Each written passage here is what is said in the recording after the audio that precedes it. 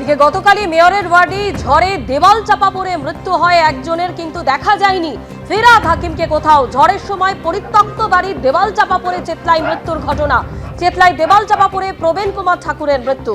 বাড়ির ৩০০ মিটার দূরে মৃত্যু, তাও দেখা মিলল না মেয়র ফিরহাদ হাকিমের।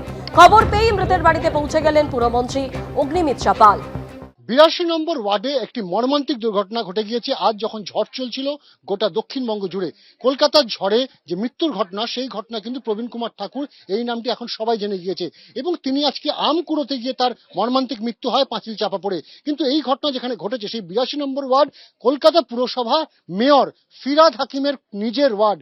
কিন্তু এই যেখানে ঘটনা ঘটেছে পীতাম্বরী ঘটক লেন, সেখানে কিন্তু তিনি আসেননি। তার বাড়ি থেকে এই যে প্রবীণ কুমার ঠাকুর, তার বাড়ির দূরত্ব মেরে কেটে ১৫০ থেকে ২০০ মিটার হবে। কিন্তু সেখানে পৌঁছে গেলেন রাজ্যের পুর নগরোন্নয়ন মন্ত্রী অগ্নিমিত্রা পাল।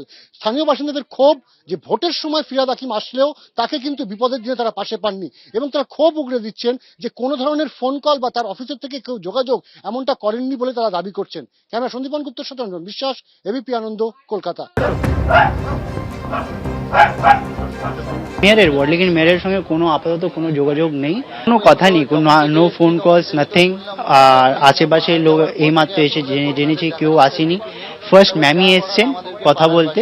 অটোতেই বসেছিলেন, তো পাশে একটা আম গাছ ছিল, ওখান থেকে কিছু আম পড়ছিল ঝড়ে। তো উনি যখন আমটা তুলতে যান, তো ওখানে একটা পরিত্যক্ত বাড়ি ছিল, সেখান থেকে একটা ওয়াল ভেঙে পড়ে ওনার ঘটনাস্থলেই ওনার মৃত্যু হয়। তারপর আমরা এসএসকেএমে নিয়ে গেছিলাম, ততক্ষণে ওনার মৃত্যু হয়ে যায়। ভোটের জন্য এখানে আসেন, আমাদেরকে 15 বছর হয়ে গেছে, ওনার সরকারে 15 বছর হয়েছে, এখনো একবারও আসেনি। এখানে শুধু ভোট চাইতে আসে, ফিরহাদ হাকিম, ববি হাকিম ভোট চাইতে আসে। চেতলাবাসীদেরকে একটা বাকলোল বানিয়ে রেখেছে। উনি ভোটের জন্য এখানে আসে, টাকা কামাতে জন্য ভোট নিয়ে যান, এখানটা একবারও খোঁজ নেন, কোনো কথা বলেননি, কোনো কথা বলেননি। আমাদের পাড়াতে কেউ কিছু হয়ে গেলে উনি কোনো জিনিসে থাকেন না।